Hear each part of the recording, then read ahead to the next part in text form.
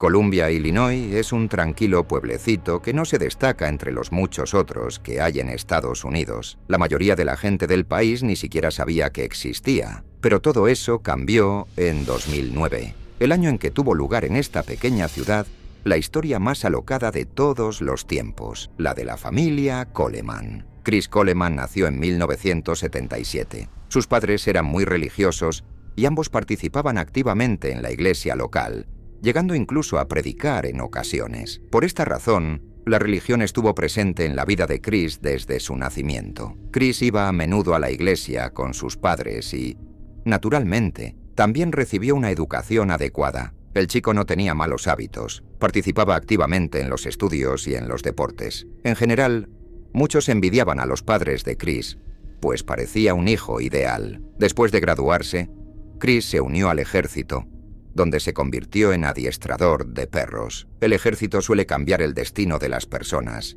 y Chris no fue una excepción. Un día, durante un seminario para cinólogos, en el que se reunía mucha gente de distintas unidades militares, Chris no tenía idea de que conocería al amor de su vida, una chica llamada Sherry. Sherry conquistó a Chris a primera vista, pero él también era un tipo alto, divertido y atlético, lo que no dio a Sherry ninguna oportunidad de permanecer indiferente a su atención. Rápidamente se involucraron sentimentalmente. Nada más terminar el servicio militar, Chris presentó a Sherry a sus padres. Aunque los religiosos padres de Chris tenían un listón muy alto, en cuanto a la chica que debía convertirse en miembro de su familia, pensaron que Sherry era perfecta para su único hijo varón. En 1997, la pareja se casó. Pronto tuvieron a su primer hijo, Garrett, y después al segundo, Gavin. Para entonces, Chris tenía un trabajo bien pagado, lo que le permitía no negarle nada a su familia.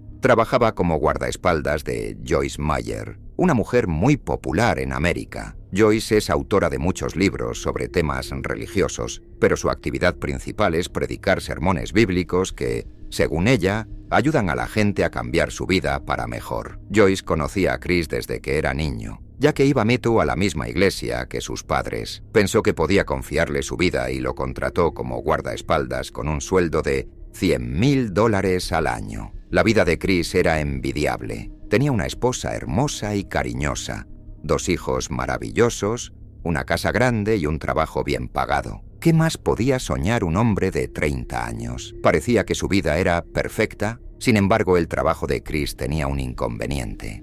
Joyce Meyer tenía muchos seguidores, pero también muchos detractores que creían que su principal objetivo no era ayudar a la gente, sino ganar dinero engañando a oyentes crédulos en sus seminarios religiosos. Debido a sus actividades, la mujer recibía muchas amenazas y alguien odiaba tanto a Joyce que incluso llegó a amenazar a su guardaespaldas, una persona cuya identidad nadie suele conocer. En noviembre de 2008, Chris empezó a recibir sus primeros correos electrónicos amenazadores. Le llegaron de una persona con el nombre de usuario Destroy Chris, que se traduce como Destruye a Chris. El primero era muy corto. Decía: tu familia está acabada. Las siguientes cartas se enviaron a varias direcciones de correo electrónico corporativas asociadas con la empresa de Joyce Meyer. El remitente probablemente no estaba seguro de que Chris hubiera recibido la primera carta, así que decidió enviar las siguientes a cualquiera que pudiera hacerle llegar su contenido a Chris, de modo que esta vez pudiera estar 100% seguro de que su mensaje había llegado a su destinatario. Hubo muchas cartas. Aquí tienes las citas más destacadas de ellas. Estoy seguro de que alguien de la compañía de Joyce leerá esto. Entrégale esto a Chris. Dile que le diga a Joyce que deje de tonterías o su familia morirá. Si no puedo atrapar a Joyce, atraparé a alguien de su entorno. Si no puedo atraparlo, mataré a su esposa e hijos. Sé que recibes mis malditas cartas. ¿Crees que soy solo otro pedazo de mierda? Solo espera. Los mataré a todos. Estoy cansado de que perras como ella se lleven el dinero de todos. Dile a esa perra de Joyce que devuelva el dinero, o los mataré a todos. Y empezaré con tu esposa e hijos. Los mataré mientras duermen. Como he mencionado, Joyce Meyer recibía amenazas con frecuencia y ya era inmune a este tipo de cartas. Sin embargo, no fue hasta hace poco que Chris empezó a recibirlas. Aunque el psicópata que escribía las cartas se centraba en Joyce, su objetivo principal era la familia de Chris. Chris no tenía miedo de las amenazas contra él, pero las amenazas contra su familia eran un asunto diferente. Especialmente porque Chris estaba a menudo fuera de casa acompañando a Joyce Meyer en sus viajes a otros países. En esos momentos no podía proteger a su mujer y a sus hijos porque estaba lejos de ellos. Mientras solo se tratara de correos electrónicos, no había motivo especial de preocupación. Sin embargo, pronto las cosas cambiaron. La familia de Chris empezó a recibir cartas manuscritas que alguien dejaba en su buzón. Ahora era tangible. Un desconocido se estaba acercando mucho a su familia, literalmente a unos metros de distancia. Chris ya tenía la sensación de que alguien lo seguía, así que acudió a la policía con todas esas amenazas y sus sospechas de vigilancia. Sin embargo, la policía fue incapaz de identificar al remitente de las cartas. Lo único que hicieron fue patrullar más a menudo el barrio donde vivía Chris, y también instalaron una cámara de vigilancia frente a su casa, con la esperanza de que les ayudaras a encontrar a la persona que lo seguía. Sin embargo, la cámara no ayudó en nada, no captó nada extraño. La grabación solo mostraba a Chris jugando con sus hijos en el césped. Cabe añadir que el vecino de enfrente de Chris era policía, lo que en cierto modo hacía que Sherry se sintiera segura cuando Chris no estaba. Hay que estar muy loco para hacer algo así delante de las narices de la policía. Pero, al mismo tiempo, no hay que olvidar que había una cuestión religiosa de por medio, y en este tipo de delitos suele faltar el sentido común. Tras ponerse en contacto con la policía, las cartas manuscritas con amenazas dejaron de llegar, pero Chris continuó recibiéndolas por correo electrónico. La carta más notable llegó el 27 de abril de 2009. Decía: «Esta es mi última advertencia. Tu peor pesadilla pronto se hará realidad». El 5 de mayo por la mañana temprano, Chris fue al gimnasio, como solía hacer. En ese momento, su mujer y sus hijos aún dormían. Al cabo de un rato, Chris llamó a Sherry, pero no contestó. Supuso que estaba en la ducha, pero pasaron los minutos y Sherry no volvió a llamar. Entonces, pidió a su vecino que verificara si todo estaba bien en su casa y comenzó a hacer las maletas para regresar. Hacia las 7 de la mañana, la cámara captó al vecino de Chris acercándose a su casa. Chris ya estaba en camino de vuelta. El vecino llamó a la puerta, pero nadie le abrió, así que decidió entrar. La casa estaba completamente en silencio. Su instinto de policía le decía que algo no estaba bien. Subió al primer piso y encontró 3 cadáveres: Sherry de 31 años, Garrett de 11 y Gavin de 9. Los 3 estaban estrangulados. Parecía que los niños habían sido asesinados mientras dormían. En cuanto a Sherry, parecía que había luchado contra su asesino. El hombre que descubrió a la familia de Chris recordaba su rostro, y especialmente sus ojos, que estaban completamente negros. Aunque el asesino no atrapó a Chris, no pudo resistir dejar un mensaje en su casa. Pintó los cuerpos y las paredes con pintura roja. «Sabías que esto pasaría. Ahora estás castigado». Cuando Chris llegó, la policía ya estaba en la casa. Le informaron que toda su familia había muerto. Fue incapaz de pronunciar una palabra. Así como el día en que conoció a Sherry había marcado un antes y un después en su vida, este día también lo hizo. Se agarró la cabeza y se sentó en el césped, y entonces lo llevó la ambulancia. Un par de días después, se celebró el funeral. Naturalmente, Chris se sintió miserable al verlo. El asesino que le había enviado las amenazas había hecho realidad sus peores temores, y lo hizo de la manera más dolorosa posible, dejando burlas en forma de inscripciones en las paredes. ¿De qué servían ahora un trabajo bien pagado y una casa grande? Todo carecía de sentido. El único consuelo era que la investigación sobre el asesinato de su familia avanzaba de forma muy productiva. En particular, la policía estaba muy interesada en una mujer llamada Tara Lynch. Tara era amiga de Sherry y habían sido inseparables desde la infancia. Mientras Sherry tenía 2 hijos y un marido rico a los 30 años, Tara, aunque no menos espectacular, no tenía familia. Algunos conocidos de Sherry pensaban que Tara estaba celosa de su vida y, sobre todo, de tener un marido como Chris. Naturalmente, esta chica no podía pasar desapercibida para la policía. Cuando se enteraron de lo de Sherry, ya conocían el nombre de la persona que había enviado las cartas amenazadoras. Este hombre resultó ser Chris Coleman. Durante la investigación, La policía inspeccionó el portátil de Chris y descubrió que todos los correos electrónicos amenazadores habían sido enviados desde ese mismo dispositivo. Además, encontraron varios vídeos para adultos en los que aparecían Chris y Tara. Se intercambiaban fotos desnudos y Chris estaba literalmente obsesionado con ella.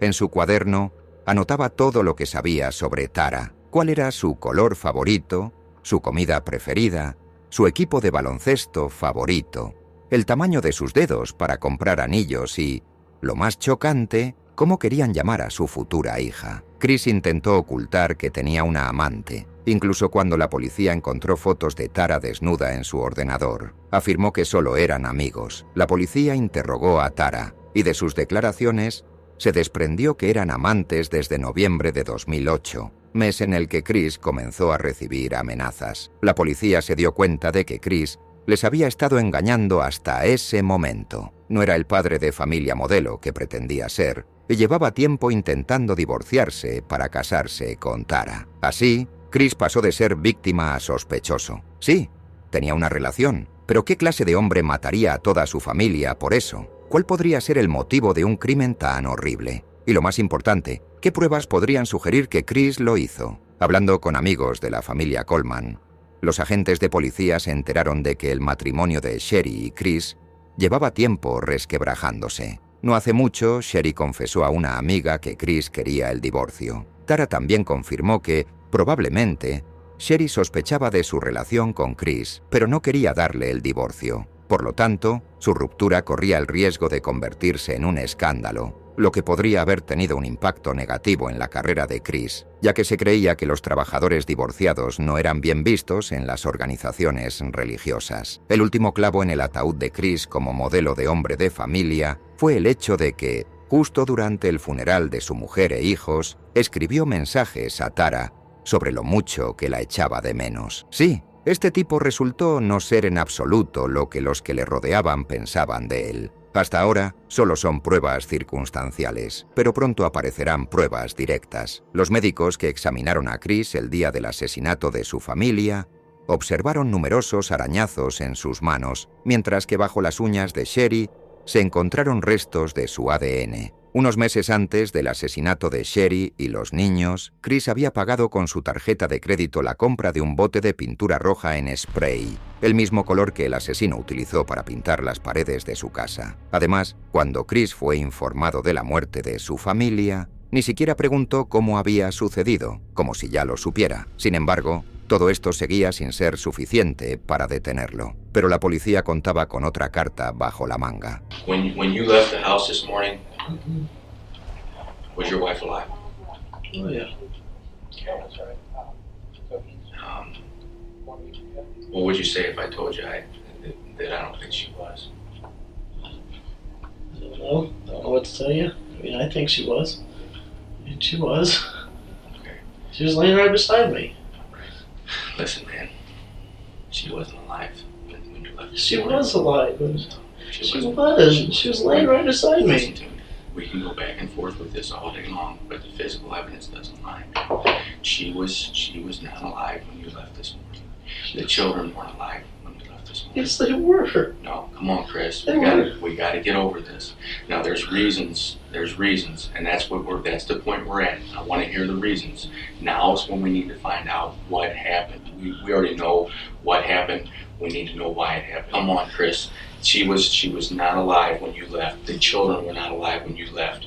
You know that's true, and I know that's true. No, it just... We need to clear this up now. Durante el interrogatorio, Chris afirmó que su mujer y sus hijos estaban vivos cuando abandonó la casa. Sin embargo, el examen de los cadáveres demostró que no era cierto. La mujer y los hijos de Chris llevaban muertos al menos 3 horas antes de que él se marchara. Ya no tenía sentido buscar a otros sospechosos. Todos los esfuerzos policiales se concentraron en Chris. Inmediatamente después del interrogatorio, fue detenido y enviado a una celda de detención a la espera de juicio. Durante la vista, Chris intentó mantener su reputación de buen tipo. Dijo que su ordenador había sido pirateado y que se había hecho los arañazos en el gimnasio. Admitió que él y Tara habían mantenido una relación, confirmando que había comenzado en noviembre de 2008 pero negó rotundamente que eso pudiera ser un motivo para matar a la familia que tanto amaba. Siguió insistiendo en que su mujer y sus hijos estaban vivos cuando abandonó la casa. Joyce Meyer también fue interrogada ante el tribunal,